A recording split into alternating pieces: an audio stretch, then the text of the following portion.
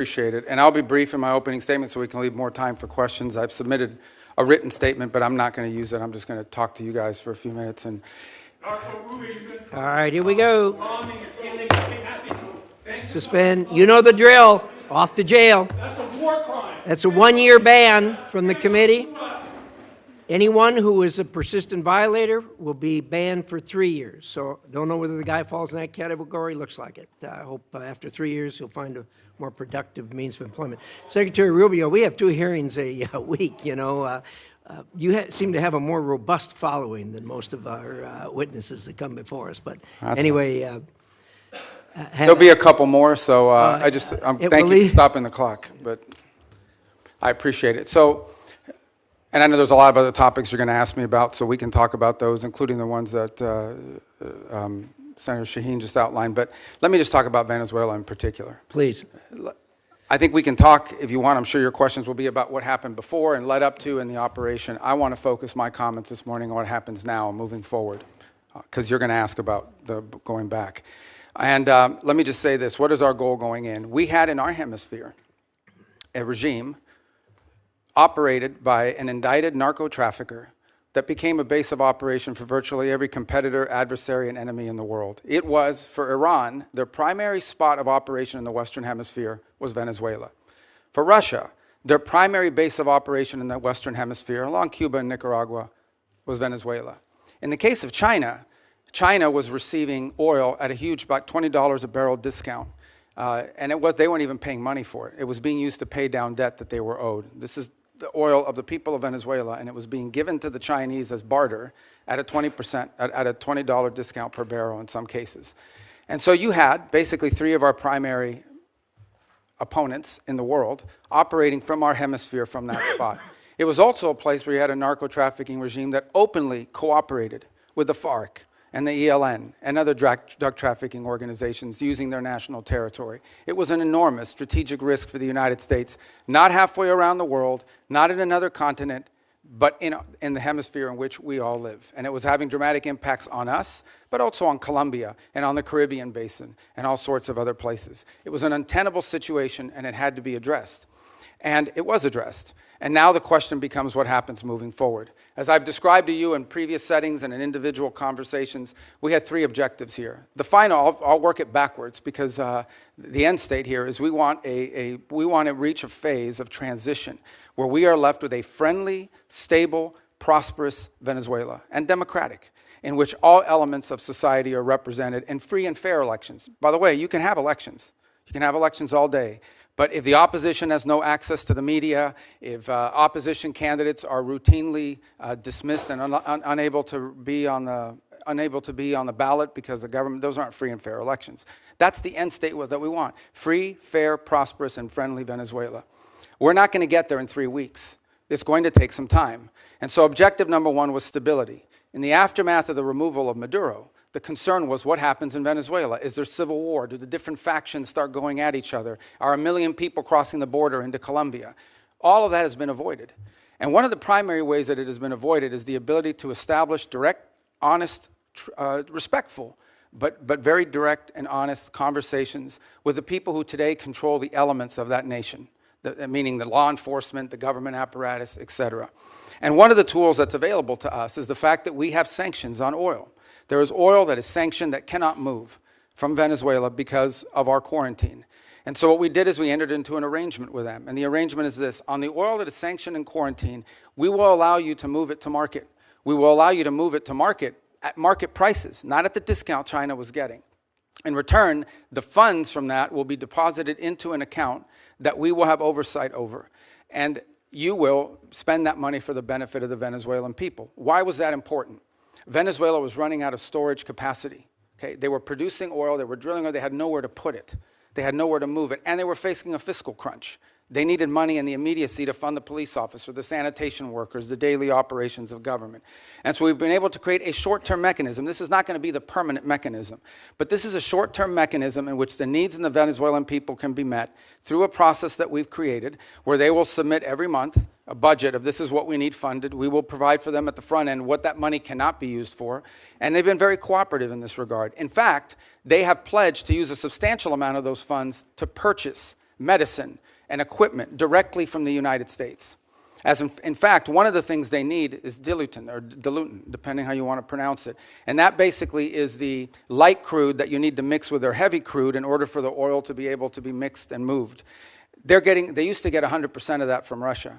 They are now getting 100% of that from the United States.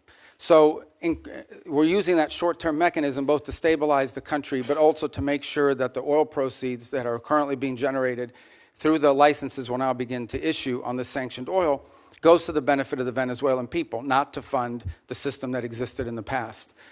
The second is a period of recovery, and that is the phase in which you want to see a normalized oil industry. Again, look, we've got plenty of oil. There's plenty of oil all over the world. Canada produces heavy crude, so it's not like Venezuela's oil is unique in that regard, despite the fact they have the largest known reserves in the world. It's not irreplaceable. But we understand that that is the lifeline. Their natural resources are going to allow Venezuela to be stable and prosperous moving forward. And so we've created what we hope to do is transition to a mechanism that allows that to be sold in a normal way, a normal oil industry, not one dominated by cronies, not one dominated by graft and corruption. To that end, the authorities there deserve some credit. They have passed a new hydrocarbon law that basically eradicates many of the Chavez-era restrictions on private investment in the oil industry. It probably doesn't go far enough to attract sufficient investment, but it's a big step from where they were 3 weeks ago. So that's a major change. We can address some of the other components, but I'll run out of time. But one of the parts of the transition phase, or the recovery phase, is beginning to create space for different voices inside of Venezuelan politics to have an ability to speak out. Part of that is the release of political prisoners. By some estimates, up to 2,000. They are releasing them. They are releasing them probably slower than I would like them to, but they are releasing them. And in fact, you're starting to see some of the people being released beginning to speak out and participate in political life in the country. We have a long ways to go. Look, we can talk in more detail about all of these things. Suffice it to say, I'm not here to claim to you this is going to be easy or simple. I am saying that in 3.5, almost 4 weeks, we are much further along on this project than we thought we would be, given the complexities of it going into it. And I recognize that it won't be easy. I mean, look, at the end of the day, we are dealing with people over there that have spent most of their lives living in a gangster paradise. So it's not going to be like from one day to the next, we're going to have this thing turn around overnight. But I think we're making good and decent progress. It is the best plan, and we are certainly better off today in Venezuela than we were 4 weeks ago. And I think and hope and expect that we'll be better off in 3 months, and 6 months, and 9 months than we would have been had Maduro still been there. So thank you. Chairman, thank you, Mr. Secretary Rubio, for being here. So some of the comments from my colleagues on the other side of the aisle are difficult to square with the record. The goalposts didn't move, nor did Maduro change. The only thing that changed was President Trump acted on what members of both parties said needed to happen. And did so, by the way, with an operation that will go down in history as one of the most impressive and tactically proficient to be ever carried out. So, Secretary Rubio, I'd like to get your response to a few yes or no questions. I know that's typically not your nature, but please bear with me here a moment, okay? All right, let's hear them first. I hate game shows. Go ahead. For years, the United States had a standing bounty on Nicolas Maduro, correct? Have what, I'm sorry? A standing bounty on Nicolas Maduro. Oh, yes. And this bounty was increased by both the Biden and Trump administrations, correct? Correct. And despite that bounty, did Maduro remain in power? Yes. Did he continue to support drug traffickers? Oh, yes. Was Operation Absolute Resolve a law enforcement operation supported by the military? It was. Did that operation successfully remove Maduro and his wife, and they were taken into custody? Yes. Great questions. Thanks. Were any service members, law enforcement officers killed in that operation? No. Not any of ours. None of ours, right. Has there largely been a broad support across Latin America for Maduro's removal? Yes. And is the United States better off with Nicolas Maduro in custody? Yes, and Venezuela too. Right. I realize that you'll hear differing views during this hearing, but I want to at least offer my personal congratulations to you and everybody who helped carry this out, because the world is better off without Nicolas Maduro. A few weeks ago, you briefed the Senate on your three-phase plan. You've been talking about it here today on stabilization, recovery, and the transition in Venezuela. Is there anything this Congress can do to be helpful in executing on that plan? There will be in time, there's no doubt about it. On the stabilization front, in order to stabilize it, for example, we're going to have to begin to provide some licenses through OFAC. So as an example, if a company wants to go down and explore the opportunity to do some economic activity in Venezuela, they will require a license from Treasury to be able to do that. And so that doesn't require congressional action, but I wanted you to be aware of it when you start to see some of these things. Some of these are just exploratory. The second is, I think in time, look, Venezuela is a very wealthy country. This is not a country that's going to require money from the United States to rebuild, to stabilize, to transition. It really isn't. It has the ability to be, and it has been historically, the wealthiest country in the Western in Latin and South America, in many cases. The problem is that the wealth of the country was being stolen. And so part of both the recovery and the transition phase is ensuring that you leave in place a prosperous, free, democratic, allied with the United States and friendly, but also prosperous Venezuela, where the resources of the country are being done responsibly, are being utilized responsibly and to the benefit of the people and their economy. So in time, I imagine we will be coming back to you with specific legislation that may be required to assist in that function. But we don't expect that this is going to require any spending on our part. On the contrary, unlike many of the other parts of the world we've gotten involved, Venezuela we're not spending any money in Venezuela right now other than whatever it costs to stand up our embassy. Let me switch gears on you a little bit. One of the common criticisms after Maduro's capture was that this would incentivize communist China to take similar actions in Taiwan. In my opinion, this couldn't be further from the truth. For starters, communist China doesn't care about international law or norms. They've demonstrated that repeatedly. Just ask the Philippines. Nor does it believe in international law even applies to Taiwan. But most importantly, Xi Jinping's calculus on whether to take kinetic action against Taiwan rests solely on whether or not he believes he will be successful or not.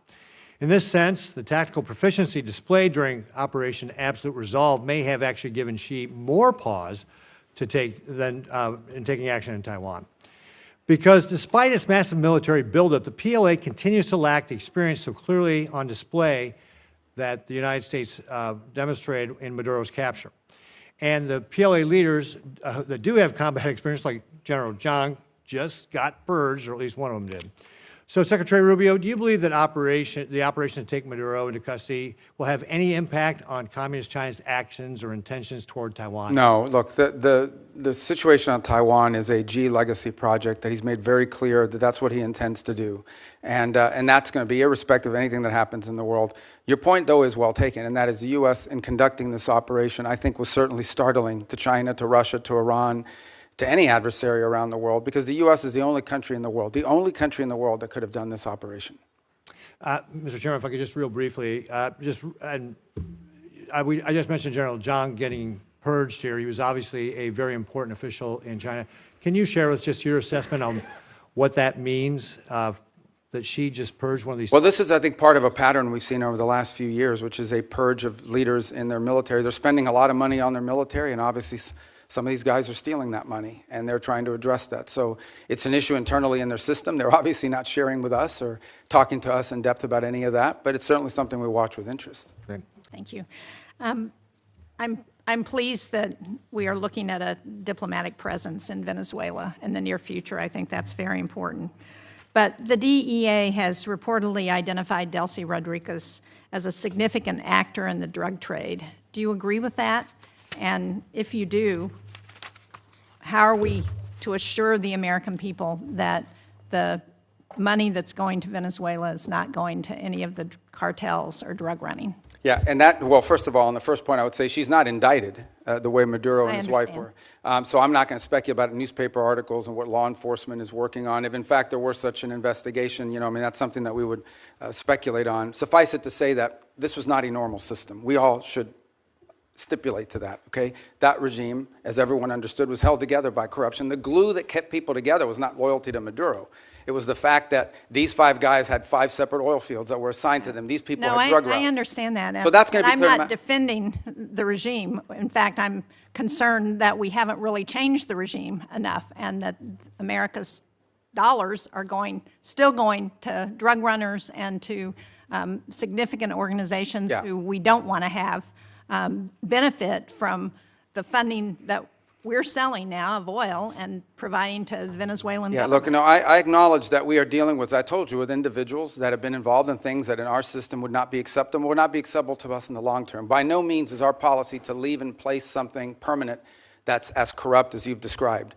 We are in the transition and stabilization phase. We are just acknowledging reality, and that is you have to work with the people that are in charge of the elements of government. Okay, but now, can what you are the reassure systems? people that Yeah, so the money way is that- not going, Yeah, continuing to go to the drug cartels? Right, so that's the process that I outlined to you. So on the sanctioned oil, the oil that requires U.S. permission to move, that oil, the proceeds of that oil, which by the way is being sold at market price, not at the discount Venezuela was being Right. forced to sell, is being deposited into an account that ultimately will become a U.S. Treasury blocked account here in the United States.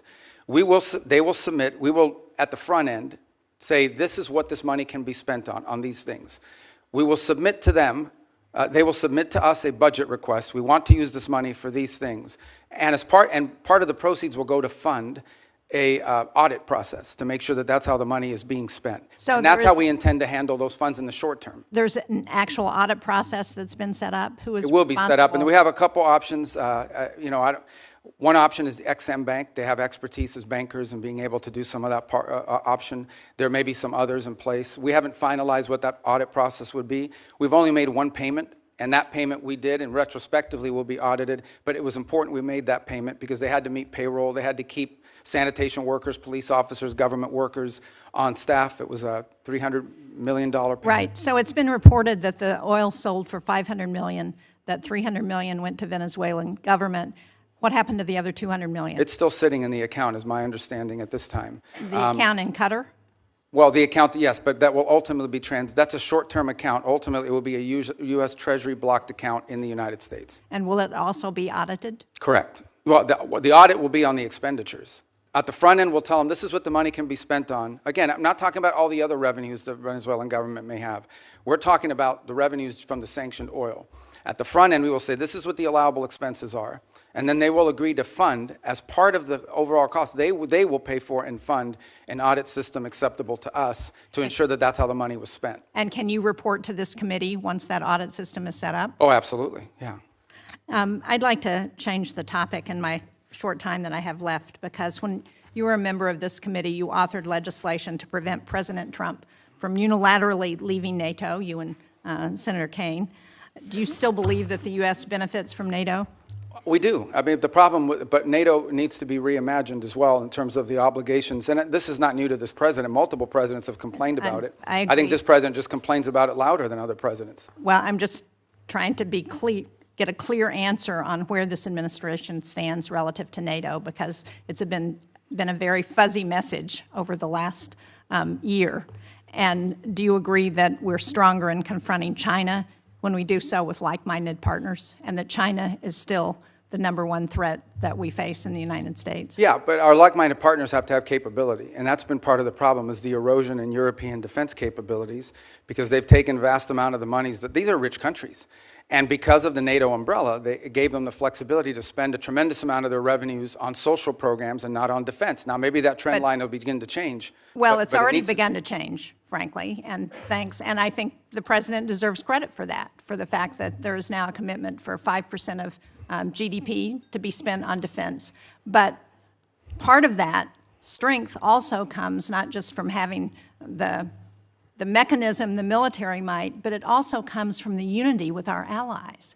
And to the extent to which that unity is undermined, like the talk about Greenland and antagonizing Denmark, then it undermines NATO's ability. And the only people who are excited about that are Vladimir Putin and President Xi. Yeah, well, I would say that I think our alliances in NATO ultimately are something that's going to work out. Our partners understand the importance of the U.S. presence in NATO. Without the U.S., there is no NATO. And we understand that in order for NATO to be stronger, our partners need to be stronger.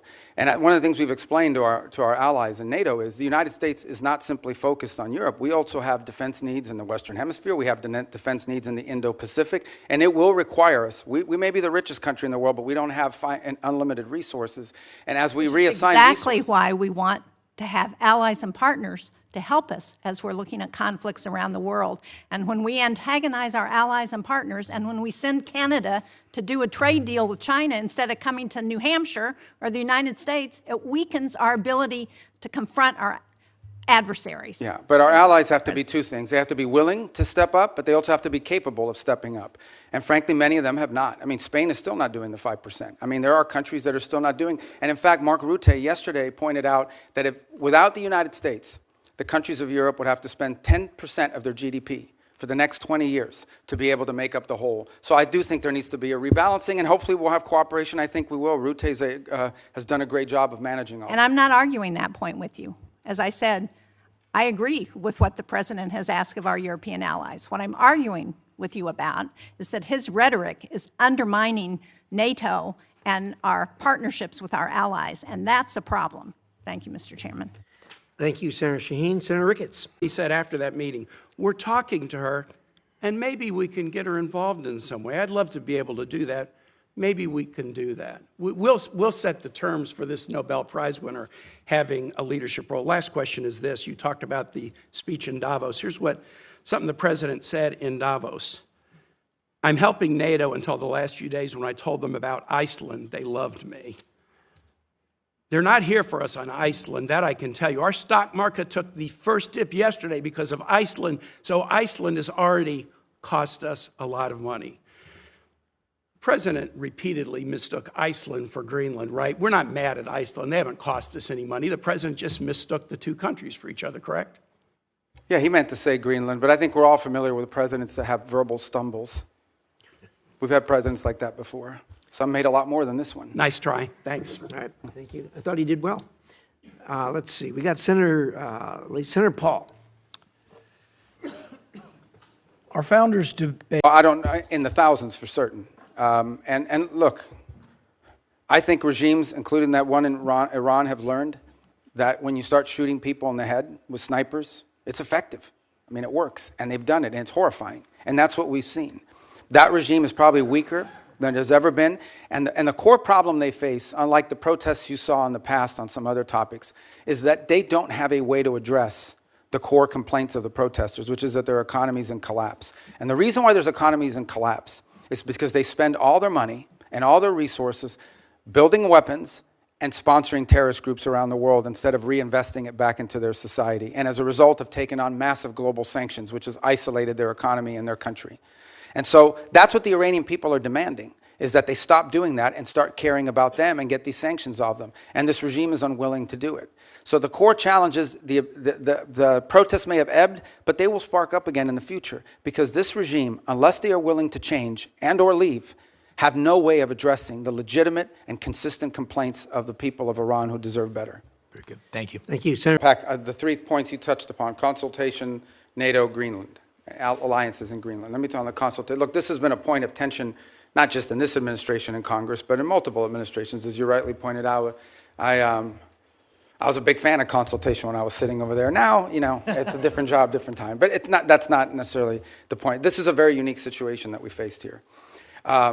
The fact of the matter is that our mission, and the one you were briefed on and talked about, that mission remains ongoing, and that is the counter-narcotic mission that we continue to carry out in the, as controversial as it may be. You may not all be fans of it, obviously, but it is happening in the Eastern Pacific, and it is also happening in the Caribbean Basin.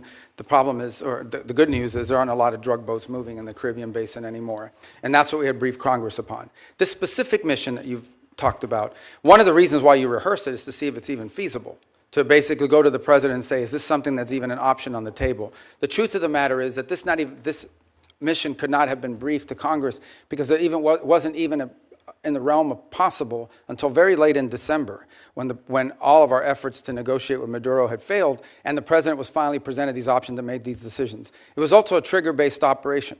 It may never have happened. It required a number of factors to all align at the right place at the right time in a very limited window, and it wasn't even clear if it was ever going to be possible. There's also the aspect which I do not control, and that is deference to the Department of War on operational security. Despite the fact that we had kept this quite constrained, the truth of the matter is that this was leaked. We now know it was leaked by a contractor at the Department of War that, had it been published, would have endangered the lives of people and or would have probably canceled the ability to carry out the mission. So this is a real tension, and one that I'm doing the best I can to try to manage within the constraints of two things: operational security and also decisions being made. there are multiple contingencies for events all over the world, including some that none of us think were ever going to come to fruition. And in this particular case, one of the reasons why you rehearse these things in advance is to know whether it's even possible. Is this even doable? And what are the risks associated with doing? So you can present options to the president who ultimately makes these decisions. In the case of reimagining NATO, it most certainly has to be reimagined. And the reason why it has to be reimagined is not because its purpose is reimagined. Its capabilities have to be reimagined. Let me give you as a point of example. There's a lot of talk about security guarantees. And it's something that there's general agreement about now with the case of Ukraine. But those security guarantees basically involve the deployment of a handful of European troops, primarily French in the UK, and then a U.S. backstop. But in fact, the security guarantee is the U.S. backstop. It is not and I'm not diminishing the fact that some countries in Europe are willing to place troops in a post-war Ukraine. What I'm pointing out is that is irrelevant without the U.S. backstop. And the reason why you need such a strong U.S. backstop is because our allies and our partners have not invested enough in their own defense capabilities over the last 20 or 30 years. Now, hopefully that's going to change. Hopefully that is changing. And in some cases and in some particular countries, it's already changed. But this is a fact that we cannot ignore.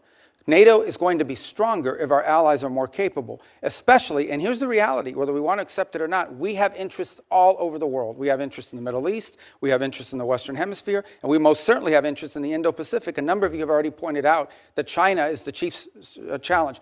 We can't have the same soldiers or the same ships in both Europe and in the Indo-Pacific. We have to pick. No matter how many ships we build, no matter how many capabilities we grow, we're going to have to make these adjustments. And the stronger our partners are in NATO, the more flexibility the United States will have to secure our interests in different parts of the world. That's not an abandonment of NATO.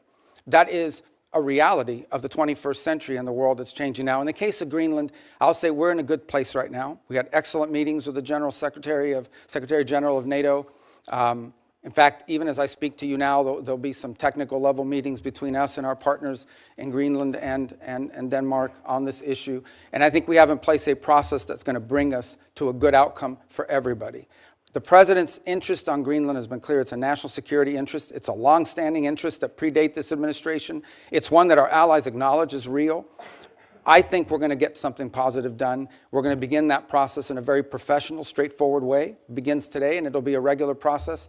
We're going to try to do it in a way that isn't like a media circus every time these conversations happen, because we think that creates more flexibility on both sides to arrive at a positive outcome. And I think we're going to get there. And I thought it was noteworthy and important that despite your concerns, the president at his speech in Davos made very clear that the United States was not going to use force or military force in Greenland. So I think we're going to wind up in a good place. We got a little bit of work to do, but I think we're going to wind up in a good place. And I think you'll hear the same from our colleagues in Europe very shortly. Mr. Secretary, the Gang of Eight has never leaked. Senator, It is critical that you consult with Congress. For us to be safe, our allies have to trust us. And for this committee to do our work, we have to trust you. Let's work together to restore that. Thank you, Senator Coons. Senator McCormick. Mr. Secretary, thank